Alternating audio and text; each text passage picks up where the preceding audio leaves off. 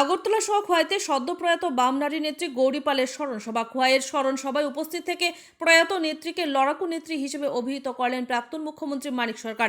আগরতলায় নারী সংগঠনের দাবি হচ্ছে গৌরী পালের অসমাপ্ত কাজকে সমাপ্ত করতে হবে। খোয়াইতে সিপিআইএম দলের উদ্যোগে সদ্য প্রয়াত বাম গণতান্ত্রিক আন্দোলনের অন্যতম শীর্ষ নেতৃত্ব বামপন্থী নারী সংগঠনের খোয়াই মহকুমা কমিটির সম্পাদিকা গৌরী পালের স্মরণসভা অনুষ্ঠিত হয়। এই স্মরণসভায় রাজ্যের প্রাক্তন মুখ্যমন্ত্রী, সিপিআইএম দলের অন্যতম শীর্ষ নেতা মানিক সরকার, বিধায়ক নির্মল বিশ্বাস, পার্টির তেলিয়ামুড়া মহকুমা কমিটির সম্পাদক সুভাষ নাথ, গৌরী পালের স্বামী তথা ত্রিপুরা ক্ষেত মজুর ইউনিয়নের রাজ্য নেতা অজয় ঘোষ সহ দলের বিভিন্ন স্তরের নেতৃত্ব এবং অগণিত কর্মী সমর্থকরা উপস্থিত ছিলেন। উপস্থিত নেতৃত্ব সহ একাংশ কর্মী সমর্থকরা প্রয়াত নারী নেত্রীর প্রতিকৃতিতে ফুলমালা দিয়ে আবেগঘন পরিস্থিতিতে শ্রদ্ধাঞ্জলি অর্পণ করে। নিজের আলোচনায় অংশগ্রহণ করে প্রাক্তন মুখ্যমন্ত্রী মানিক সরকার গৌরী পালের স্মৃতিচারণা করার পাশাপাশি শোক সন্তপ্ত পরিবার পরিজনদের প্রতি গভীর সমবেদনা জ্ঞাপন করেন। মানিক সরকার রাজনৈতিক জীবনের সাথে সম্পৃক্ত গৌরী পালের বিভিন্ন ভূমিকা এবং স্মৃতি বিজড়িত ঘটনাগুলোকে স্মৃতির পাতা থেকে তুলে এনে আগামী দিনে গৌরী পাল তার নিজের কাজের মধ্য দিয়ে অমর হয়ে থাকবেন বলে দাবি করেন। পাশাপাশি প্রয়াত গৌরী পালের অসমাপ্ত কাজকে আগামী দিনে সম্মিলিত উদ্যোগে গ্রহণের মধ্য দিয়ে সমাপ্ত করার জন্য দলীয় কর্মী সমর্থক এবং নেতৃত্বদের প্রতি আহ্বান রাখেন দলের শীর্ষ নেতা মানিক সরকার। একই রকম ভাবে রাজধানী আগরতলায় সিআইটিইউ এর সদর কার্যালয়ে সারা ভারত গণতান্ত্রিক নারী সমিতির রাজ্য কমিটির তরফ থেকে গৌরী পালের স্মরণ সভা অনুষ্ঠিত হয়। Bureau report, Tripura news Bangla. সাথে সম্পর্কযুক্ত এগুলো নিয়ে আলাদা করে কথা বলতে চাই এবং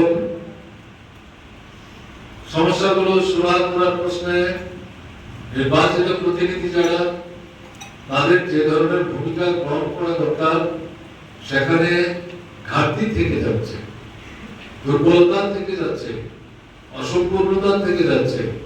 এগুলো গঠনমূলক দৃষ্টিভঙ্গি কারোর বিরুদ্ধে অভিযোগ জানাবার জন্য কাউকে ছোটখাটো করার মানসিকতা নিয়ে কথাগুলি না বলে সরকারের নেতৃত্ব, পার্টি নেতৃত্ব হিসেবে আমাদের দৃষ্টিতে এনে সমস্যাগুলো দ্রুত সুরাহা করবার জন্য অনুরোধ জানাই।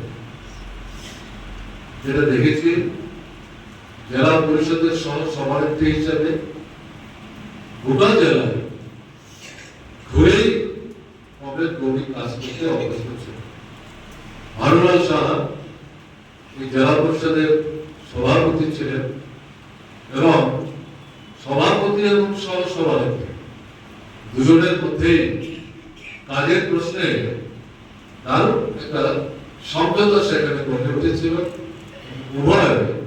উভয়ের প্রতি সমান মর্যাদা রেখে সম্মতির ভিত্তিতে গোটা জেলায় ঘুরে তারা কাজ করবার চেষ্টা করেছেন এবং সরকারের যে লক্ষ্য পঞ্চায়েতকে ভিত্তি করে গ্রামাঞ্চলে পরিকাঠামো গড়ে তোলা এবং এর মধ্য দিয়ে গ্রামের যারা গরিব মানুষ, পেছনে পড়া মানুষ, দুর্বল মানুষ, তাদের জীবনযাত্রার মান উন্নয়নের জন্য যে কাজ, সেই কাজ করবার প্রশ্নেই নিজেকে উজাড় করে দেওয়ার চেষ্টা করেছে।